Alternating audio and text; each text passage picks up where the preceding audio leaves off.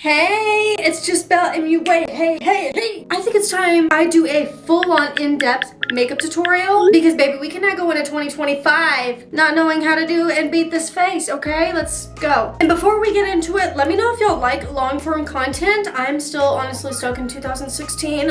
What is that? And I personally love makeup reviews, makeup tutorials, and long-form content. I do. But I don't know if I'm the only one, so comment below. Yeah, it's gonna be a long one. I'm gonna try and keep it as short, sweet, and simple to the point. Go grab a snack, grab a drink, or maybe clean those brushes. Maybe clean those makeup brushes. Get prepared. The literal key ingredient to making sure not only you have a flawless base, your makeup looks good, it's staying all day, and that your skin isn't gonna drink your makeup products is a good skin prep. I personally had to learn the hard way seeing all these influencers. I've probably even done it before, using tons and tons of skincare products, and baby, my makeup will literally be separating patchy by the end of a day. Maybe even 4 hours later. Just depending on your skincare routine and when you wash your face. I personally stick to washing my face at night. Now, even though I double cleansed last night before I went to bed and did my normal skin prep, this is what I was about to lay my makeup onto. No, thank you. These are the Exfoliating Gentle Daily Exfoliating Pads. But if you are someone that just honestly feels so much better with a serum, hyaluronic acid serum is great. Honestly, I've also been loving the Thirst Burst drops from e.l.f. A nice cream or gel moisturizer, depending on what skin type you have. If you're more combo dry, I would go with more of a cream. My personal favorite, especially for under the makeup, is the Charlotte Tilbury Magic Cream. They also have a water version, which is great for more combo oily. And as you can tell, she is very well loved. And after your moisturizer, something that is always gonna come next is your sunscreen. I don't care if it's winter, babe. Put on your sunscreen, preferably 30 and up. My personal favorite picks, especially for underneath the makeup. Preferably you want to wait at least 10 minutes before you go in with any primer or liquid foundation, unless you want to experience peeling, rolling, separating, cakiness. Don't say I didn't warn you. Okay. Now, in the meantime, this is honestly when I like to mostly do my brows and or you could do your eyeshadow. But since now that all of our skin prep has collected in our brow hairs, I'm just taking any kind of translucent powder and running it through the brows. This is really going to help and ensure that your brow products will stay, stick, and last. My literal holy grail brow product is the Rare Beauty Brow Gel. I wish they made a larger size, but I guess I can deal. If you feel like you've already got your brow routine down, definitely skip ahead like 10-20 seconds. Complain about my texture, I don't want to hear it. I'm a human being, so are you, and I don't use filters, so. I personally like to back comb and make sure all the brow hairs are coated evenly. That's when I lay them down. And then truly, I just shape them into my desired brow shape. I'm taking that same pad we had from earlier, just cleaning up the leftover glue around the brow. And now for the products that always fill in my brows, no questions asked. Typically, I'm reaching for the NYX Lift and Snatch Brow Pen in shade Ash Brown. I personally love both of these so much because they create such hair-like strokes and they wear so good throughout the day. Back in the brows are filled. Back in the brows are filled. If you don't know where that's from, I'm truly so sorry for your loss. I will forever be a Manny MUA stan. But now we're moving on to some primer. I have a couple of different favorite hydrating primers. The one I'll be using today is the Lottie London Bubble Tea Primer. And as the leader of the huge pore community, I'm going in with the One Size Blurring Primer. I also really love the KVD Lock-It Pore Filling Primer. Now that we got these pores in check, it's time to get this acne in check by doing a little spot concealing with the NARS Pot Concealer. Personally only recommend this on spot concealing. This is too thick and too matte to be under the eyes. And I found a little tip and trick to also use this in another way. You're gonna take like a pretty dense but still fluffy brush down that product on top of my pores, even on the nose. This will also help too if your foundation doesn't really grip to your nose very well. And we can finally move on to foundation. If you're not shaking your foundation before every use, You're doing it wrong. my personal favorite is going to be the House Labs Triclone Skin Tech Foundation. If you haven't tried this, I highly suggest it. We're almost out. Now this part is definitely not necessary, but since I personally have a hard time matching online for the House Labs foundation, my next bottle I'll be going in store and actually getting the correct shade. But since it's a little too yellow for my skin, I'm going to be mixing in the LA Girl Blue Pigment. If you want to lighten your foundation, you would use the white. If you want to cool down the orange or yellowness, blue. If you want to warm up your foundation, I believe it's more of like that warmy yellow tone. we're just gonna give her a good little mix. If you don't know, I work at Ulta and I'm a part of the Ulta Beauty Ambassador program. So I literally help people find makeup and I get so many questions. Should I use a brush with this foundation? Should I use a sponge with this foundation? Let's just break it down right here, right now. The more dense and packed the brush is, it's going to give you the most coverage. Loose, less coverage, but brushes typically give you more coverage than a sponge. It's not gonna soak up as much product as a sponge would. And you're really just gonna make sure you're bouncing the product into your skin instead of swiping. That's really what's going to take away the coverage as well as leave you those nasty strokes. Also a huge tip, if you crease really bad in your smile lines, I never take any product directly on there. I go around and the leftover I will go over the mouth. Also another tip too, if you want to carve out your brows, it's definitely going to give a more structured vibe. But if you go lightly over with the foundation brush, it's going to give a softer, more natural. And I personally always carve out my brows with my foundation instead of a lighter concealer. And I don't want to hear, even if that foundation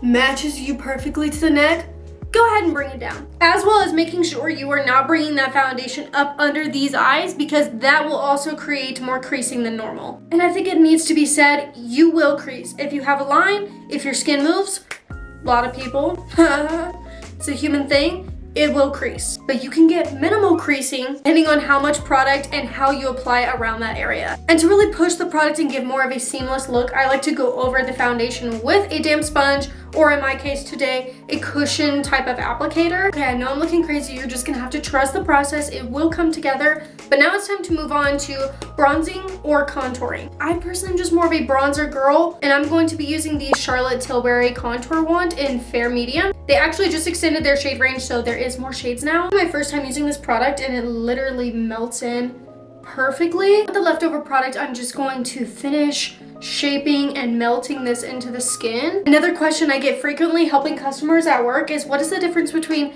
bronzer and contour? Bronzer is definitely going to be more of that warmth. As you can tell, this has a little bit more of the orangey tone in it. That's going to mimic like sun hitting your face, giving you some nice color. Contouring is going to be more cooler tones. It's going to look a little bit more gray, and that's really what's going to sculpt the face. Bronzer is typically going to be higher up on the cheek, anywhere really the sun is going to hit you, so the perimeter of your forehead. If you are going in with a cooler shade, such as this Fenty Beauty stick, this is in shade Amber. I personally like to hug this pretty much right where your sideburn or top of the ear ends. A little bit more sculpt and definition to the cheek. Now it's time for my favorite part, which is blush. I've been absolutely loving these Morphe 3-in-1 blushes. This is in the shade Stay Neutral. Honestly, I was such a hater at first with this interesting texture, but this, so blendable, so creamy, so ooey gooey yummy. This wears beautifully for a cream blush. Right on top of that cream bronzer and a little bit more on the higher parts of the cheek. I get so many questions on what blush color should I use. Honestly, it's really whatever blush color you want to use. If you like it, wear it. But sometimes it can play a little bit of a role if it's too light for your skin tone, if it's maybe just a pinch too dark. Usually if it leans more to the dark side, you can just use less. Typically if it's too light, it's really the only time blush can't work for you. And I'm a blush mixer. I love this House Labs in shade Glassy Lilac. You know, just to give the cheeks a little juicy plumpness. Now we can finally get into concealer, and I'm actually trying this for the first time. It's the Beautiful Skin Radiant Concealer by Charlotte Tilbury. I got it in shade Fair Light. One side I am gonna let sit to see if it's a good dry down and build up its coverage concealer. The reason why I do concealer after bronzing and blush is so everything just comes together. It looks a little less harsh, seamless, and the blush can kind of peek through underneath that concealer a little bit more. With the leftover product, I just kind of go right on top of my eyelid, and then with a lighter concealer, I'm gonna carve out my brow. Now that we have all of our cream and liquids laid down and blended out, I'm going in with the Morphe setting spray. I like to do this before applying powder just to give the skin a little extra hydration, melting the products into my skin, and it's also going to help with longevity. Being 100% honest, the Charlotte Tilbury setting spray is my holy grail ride or die setting spray, but sadly we are still waiting on a restock, so Morphe is good to go. Want to make sure the setting spray and all of your cream and liquids are completely dry before going with any powders. That's also what's going to create a cakey, dry, clumping effect on your makeup. In the meantime, I'm going to tell you what powders do what exactly. Typically in the powder, it will let you know exactly what it's here to do, and this is a loose setting powder. This is definitely going to set all of your liquids in place, as well as giving a little bit of a blurred effect. Personally recommend the Hourglass setting powder if you're more on the drier side, or more on the combo to oily skin, or you honestly just prefer more of a matte look. Huda Beauty in one size, great for that. I know this is a powder foundation, okay? Pressed powders are typically gonna be more into this solid type of form. They're still really good at setting the liquids into place, and these typically will give you a little bit more coverage. A powder foundation has multiple uses. You can use it as a setting powder, you can use it as a touch-up, but really a powder foundation is a foundation in a powder form. You don't always have to use these on top of liquid products. You can actually use these on their own. And now for a finishing powder, this is literally in the name as well, finishing. This is going to finish up your makeup. Whether this or setting spray be your last step, that's where it should be at in your routine. It's really gonna take your makeup to the next level. Some, like the e.l.f., gives you a little bit more of a glow. The Charlotte Tilbury is more satiny. It's not super matte, but it's also not super glowy like the e.l.f. Continuously give you that flawless look. We've seen this all over. This is the one Rihanna used at the Super Bowl to do touch-ups. She says you can also use it as a setting powder, but blotting is definitely best. Y'all might think I'm a little bit crazy, and this is just what works for me, so definitely don't feel the need to buy all 3 of these powders. Set my entire face. I'm starting off with the Hourglass loose powder, and instead of just going straight in on the face with it looking like that, you really want to rub it and mesh it into the back of your hand. This is really going to help evenly apply your powder and give a smoother lay down. Set my entire face except my under eyes. I'm going to take that concealer brush and I'm going to reblend and make sure there is no creasing because we don't want to set any creasing. And with the lightest powder, that's when I'm softly pressing up under the eyes. Before I get into any other powders, I'm going to set my cream bronzer and blush. I'm taking the Fenty Beauty In the Sun. This is really going to also help set our bronzing. It's going to help bring back some of that color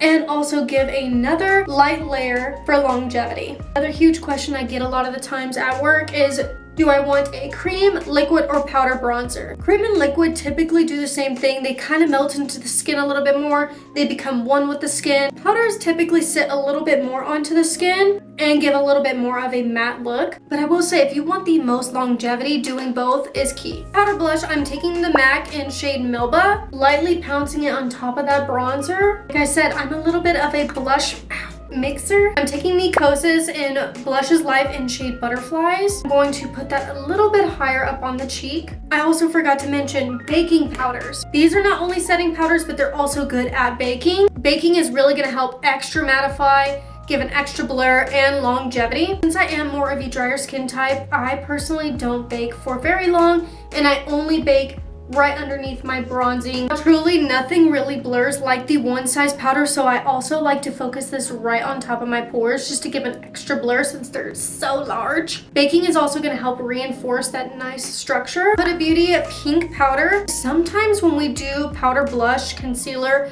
it almost has this harsh line. Use this to marry it all together, and I know it seems like a lot. That's when I take the leftover blush on my brush and sweep that powder away for a seamless blend. And now we can finally dust off this bake with a loose fluffy brush. I honestly like pat it into the skin rather than swiping it so harshly. Lastly, Love It Lock It In. If you know, you also know, and if you don't, once again, I'm so sorry for your loss. Miss Megan Robinson. Taking that morphing setting spray, this is going to help melt all the powders into the skin, make it become one, and giving it extra longevity. Now that my dogs have stopped barking, my neighbor's dog is barking. But anyways, let me know if y'all want to see like an eyeshadow in-depth tutorial and what kind of eyeshadow look. But off camera, I did just apply some mascara. Hopefully we all know how to apply mascara. But I am going to show you my favorite lip combo because I need to finish this face. So I'm going in with shade Mahogany from MAC. Yes, I do overline. Who doesn't?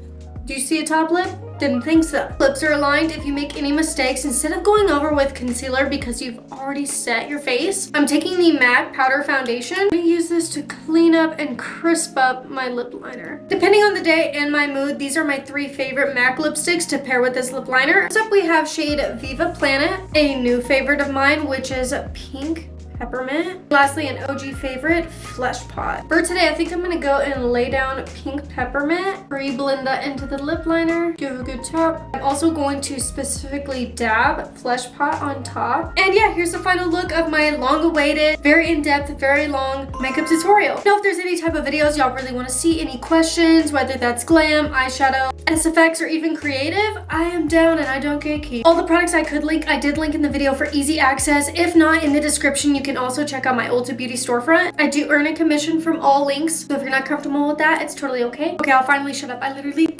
love you so much. Okay, bye.